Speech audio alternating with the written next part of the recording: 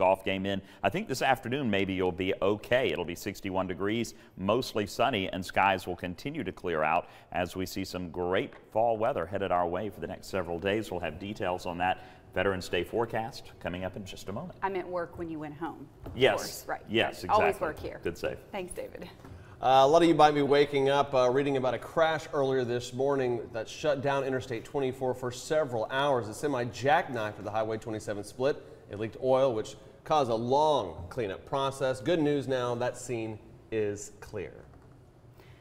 Overnight, President Donald Trump continued his tour of Asia, and today he is in China, expected to hold a crucial one-on-one talk with the Chinese president, where North Korea and trade will likely dominate the conversation. Tomorrow, Mr. Trump will head to Vietnam, where he will have his first face-to-face meeting with Russian President Vladimir Putin. We'll have much more on these developments coming up in the next 20 minutes. Work continues in Polk County this morning after a rockslide crushed a TVA water flume. The good news, no one was hurt when it happened yesterday.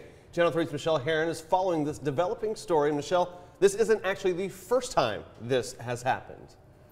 Well, that's right, John. A rock slide happened in the same area 3 years ago, and it took 8 months to fix.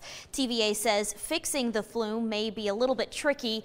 It sits above Highway 64 in Polk County and generates 17 megawatts of power a day. Now, that's enough to power nearly 10,000 homes. It's made out of wood and carries water from the reservoir down to the dam where that power is generated. Well, right now, crews are assessing safety in the area.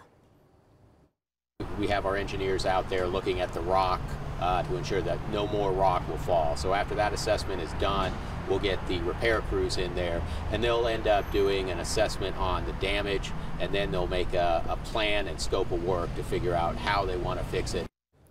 Now, TVA tells us customers won't be affected because they generate power through other renewable resources. Now, it will likely take months for crews to fix the flume.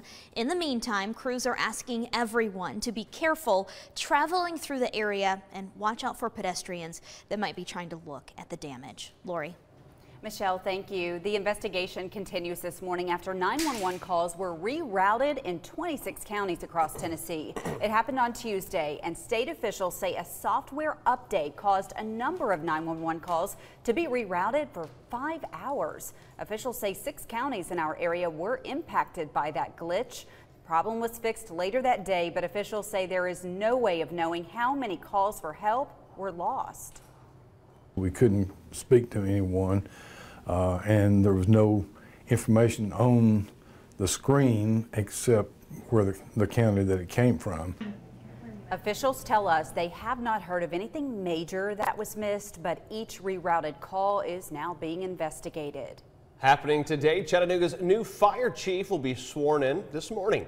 Philip Hyman was confirmed by the City Council last month. Channel 3's Tim Pham is live at the theater where the ceremony will take place. Tim, good morning. Hey, good morning, John. After a nationwide search, Chattanooga found their next fire chief right here at home. Philip Hyman brings 22 years of experience to his new role, and today he'll be sworn in here at the Walker Theater in downtown Chattanooga. Mayor Andy Burke made his pick last month. He describes Hyman as a leader in the community and said he knows the department the best since he trained the majority of the staff. Hyman was the department's training chief since 2013 and has held several leadership positions since 2001, including lieutenant, captain, and battalion chief. We spoke to the chief during his nomination, and he tells us it's the men and women of the department that make it great, and he's looking forward to getting things done as chief. Everyone is invited to attend today's ceremony. It's happening at 11 a.m. at the Walker Theater in the Memorial Auditorium. We'll be here and we'll keep you up to date on what happens, and coming up in our next half hour, we'll hear from the chief and what some of his goals are for the department. Live in Chattanooga, Tim Pham, Channel 3 Eyewitness News. All right, exciting day, Tim. Thank you very much. Well, more than a dozen states are now infected by a bug killing hemlock and spruce trees, including, well, right here in the Tennessee Valley. The insect looks like white specks, similar to a bud, but it eventually kills the trees by drinking the sap. If you notice them on a tree you've bought inside for the holidays, it's not going to spread throughout your home. Meteorologist Brittany Beggs has more on how you can prevent them on your trees inside the WRCB app. Just go ahead and click that video tab. Well, that's good to know. Everybody's going to be buying trees in the next few weeks. And squirrels are the other thing you have to look out when you're setting up the Christmas tree. Like vacation, where they yes. David Carnes, is it good Christmas tree cutting weather? I don't know. I don't have a say. Sure. Go cut the Christmas tree. Absolutely. Whatever you want to. Sure. Outside, a little damp this morning, though. Maybe wait until this afternoon. It is going to start to dry out. The ground has been so damp and saturated. Hopefully, your yard is not just a big puddle of mud now. But we are looking at a few additional drizzles this morning, especially North Georgia, Ellijay, and eastward up toward Chattanooga. A couple of light drizzles as well. All of that clearing out through the afternoon, though. This afternoon is going to be much nicer with sunshine and in the low 60s. A little patchy fog as well, where we're getting some of those drizzles from Blue Ridge up to Murphy. Well, we're going to stay cloudy through the morning, and then this afternoon, a peak of sunshine for early afternoon, clear skies for your commute home, and into the evening, it is going to be picture perfect for a walk around the neighborhood, maybe sitting around the campfire. I don't know, whatever you want to do outside. It's fall. I associate fall and campfires. It's me, yeah. But, you know, whatever you want to do. Good looking weather. We'll have your Veterans Day forecast coming up in just a few moments. All right, David, thanks so much. Wow, a little foggy out there this morning. This is 75 at Ringgold Road. TDOT doing a lot of work last night, clearing up some major incidents both in Chattanooga and on Interstate 75 northbound. Nothing to really slow you down at this time. But of course, with that fog, take it easy this morning. The time now is 5:06. Let's check sports headlines. Here's Sports Director Paul Shaheen. Well, yesterday marked the early signing period for basically every sport except football. A pen, a paper, a dream, and a scholarship. That sums up the day for quite a few local prep stars, including local flamethrower Cole Wilcox. Wilcox signed to play college baseball at the University of Georgia. He's a senior pitcher at Heritage, a three-time All-State player, and he's been clocked at 97 miles per hour. His power on the mound also landed him a spot on USA's Summer Olympic 18 and under roster, one of just 20 players. He's been committed to the University of Georgia since his freshman year. I've been a lifelong Georgia fan, been going to games since I was 5 years old, and I go to everyone I can still. So yeah, when they offered me, it was a no-brainer. It's awesome. Just I've been committed for so long, and just to finally get it on paper, it's been good. And just to know that I'm going to a great school with a great program, it's just awesome. Now, Colt wasn't the only local star to sign yesterday. Side Daisy pitcher Dylan Perry off to MTSU to play baseball. Silverdale's Kaylee Phillips signed to play softball at the University of Tennessee. Hamilton Heights basketball star Jasmine Massengill signed with Holly Warlick's Lady Vols. Massengill's Hamilton Heights teammate Elizabeth Balligan signed to play hoops at Georgia Tech, both top 25 recruits in the nation. And Macaulay's Junior Clay will play basketball at Tennessee Tech. Two for Baylor, both softball. Cheyenne Lindsay off to the Florida Gators. She signed. Carmi Rich from Baylor as well signs with Lipscomb, and one more. It's Gordon Lee's softball star Faith Alexander signed with Kennesaw State. Congrats to all. If we left any out, it is simply because we were not aware of it, meaning you didn't tell us. All right, I'm not blaming it solely on you, but hey, if we left you out, let us know. We'll get you online and make it all right. Always more online and inside our app. Have one heck of a day. Coming up on Eyewitness News today, the small community of Sutherland Springs, Texas is mourning the 26 people who were gunned down during a church service. And Vice President Mike Pence attended a vigil for the victims to offer words of encouragement. Hear what he had to say coming up after the break.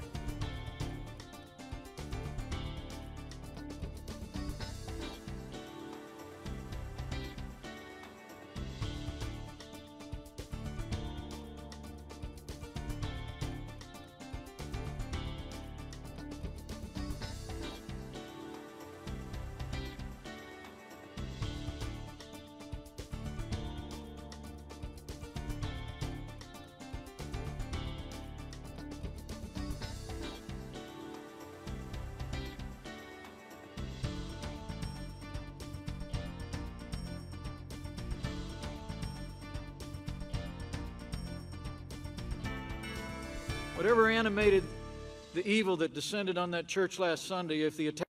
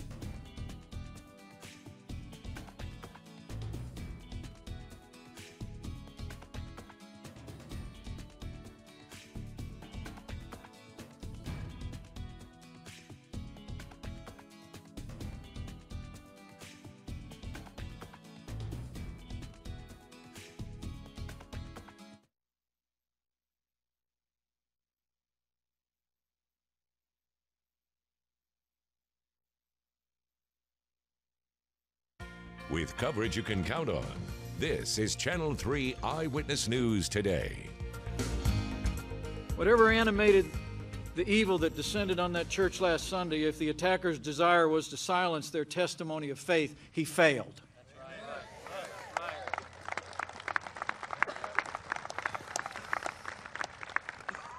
The voice of faith, the witness of faith in that small church, in that small town, now echoes across the world.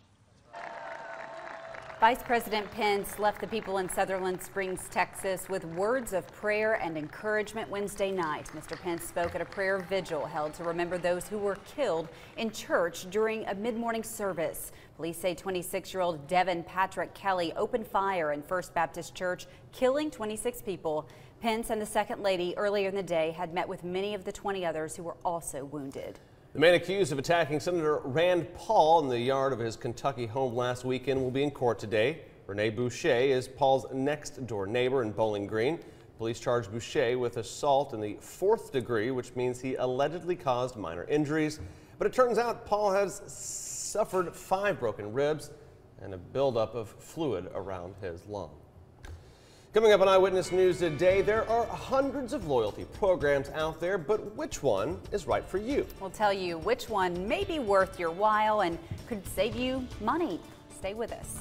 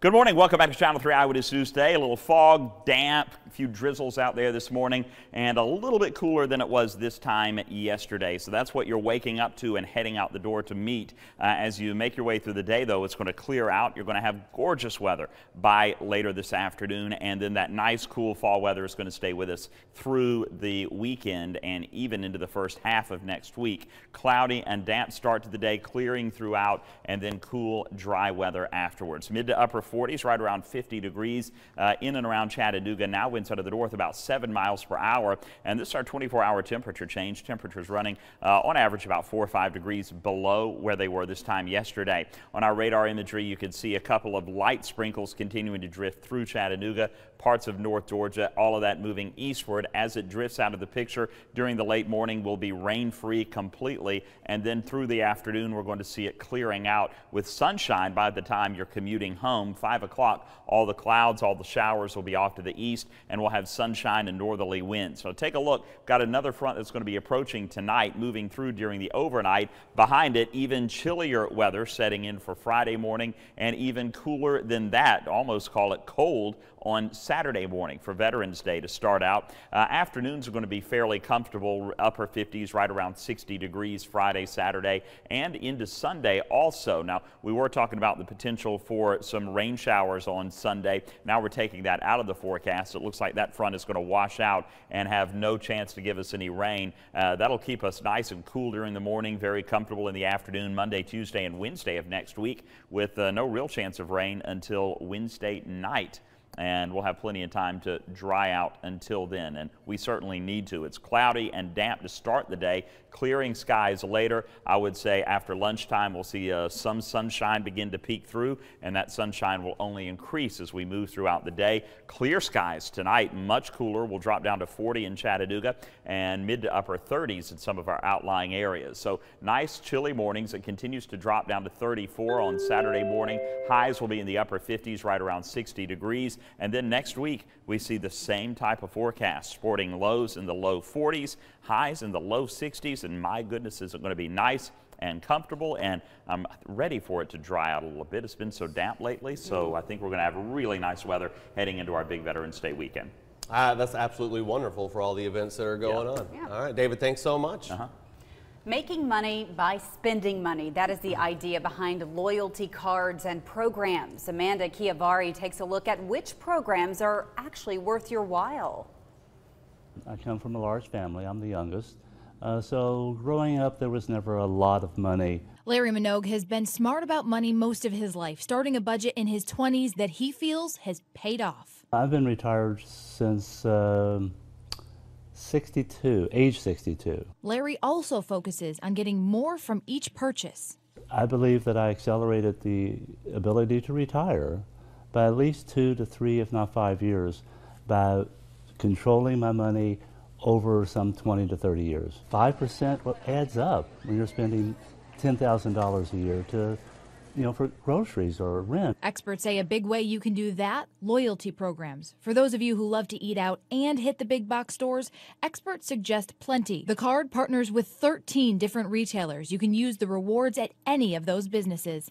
For online shoppers, experts like Amazon Prime. There's even an option for our furry babies, Petco Pals. The reward, $5 for every 100 you spend. When picking out which is best for you, Justin Coupler, a savings expert from the Penny Hoarder, says, a legit loyalty program will actually offer you something. You see a lot of them say, yeah, sign up for this thing, but there's actually no goodness to it. There's nothing for the customer.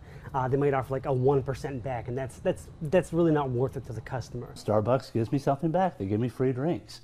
I've had other loyalty cards where, as long as they give me something back, I'm willing to participate. All right, that was Amanda Chiavari reporting. A new mobile app is coming to Chattanooga that transforms the way parents hire babysitters. It's called Windy.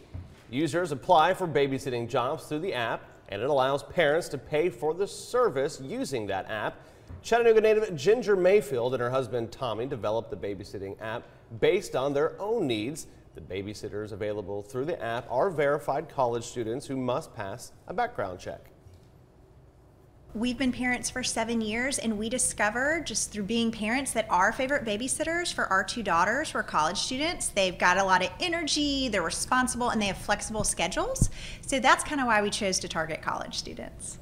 The UTC and Covenant College have partnerships with the app, allowing their students to apply for jobs. For more information on Windy, visit WRCBTV.com. Like they say, there's an app for everything. There you go.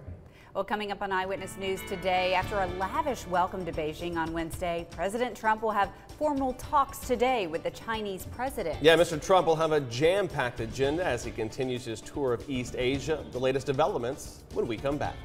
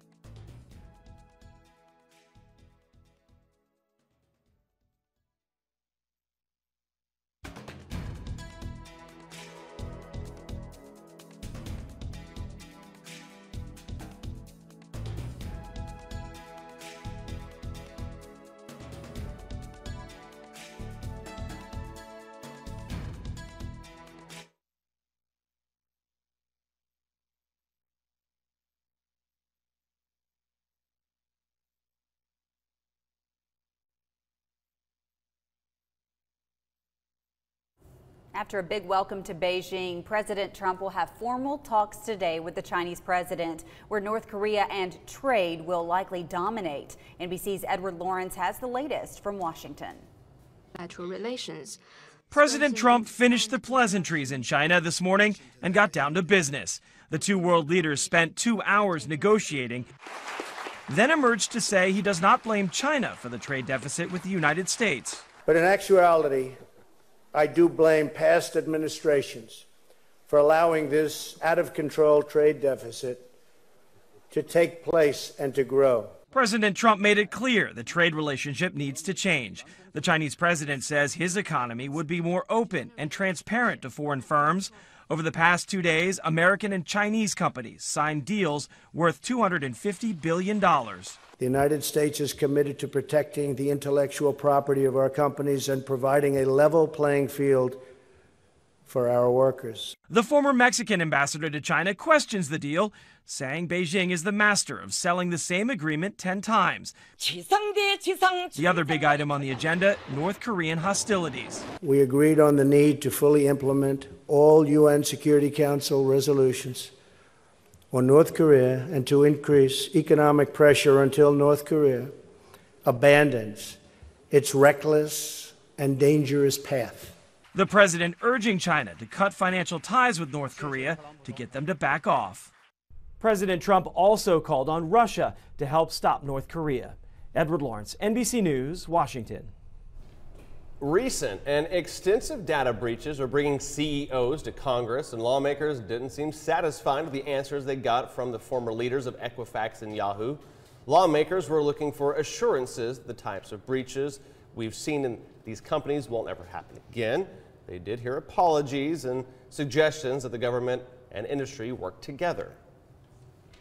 I should have a sense that they're safer today than they were before, and I don't have any assurance from any of the response to my questions that that's the case, that we ought to be just as concerned today about a breach as prior to it. Well, some are now calling to ditch Social Security numbers as a primary form of identification. As these companies move forward, data breach victims will continue to suffer. Also in Washington, Senator Bob Corker announced the Senate Foreign Relations Committee will hold a hearing next week on the president's authority to use nuclear weapons. In a statement, Corker said several lawmakers have raised questions about the process for executing that authority and that the discussion is overdue. Well, an Illinois man shows up for jury duty in downtown Chicago, and all eyes are on him because of his last job. Oh, I know Look that who guy. it was. Yeah, former President Barack Obama. Many captured their close encounter with him on their cell phones. Obama was ultimately dismissed by the judge a short time later and will not be required to sit on a jury. Probably be a little distracting. What a trip, man. for Yeah, look some at that. people. Yeah, that's cool though. Coming up on Eyewitness News today, Chattanooga will officially have a new fire chief.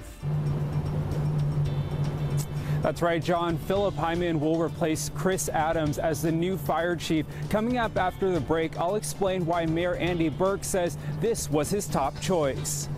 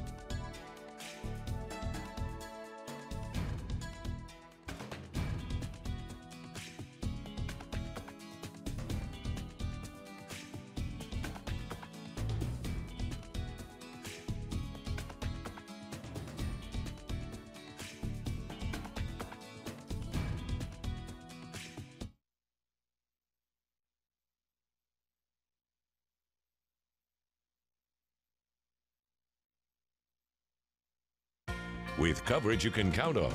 This is Channel 3 Eyewitness News Today. Good morning, Tennessee Valley. You're watching Channel 3 Eyewitness News Today. I'm Lori Mitchell. I'm John Martin. Thanks for joining us on this Friday Eve. David Carnes joining us now to talk about the forecast, what we can expect as we're starting to move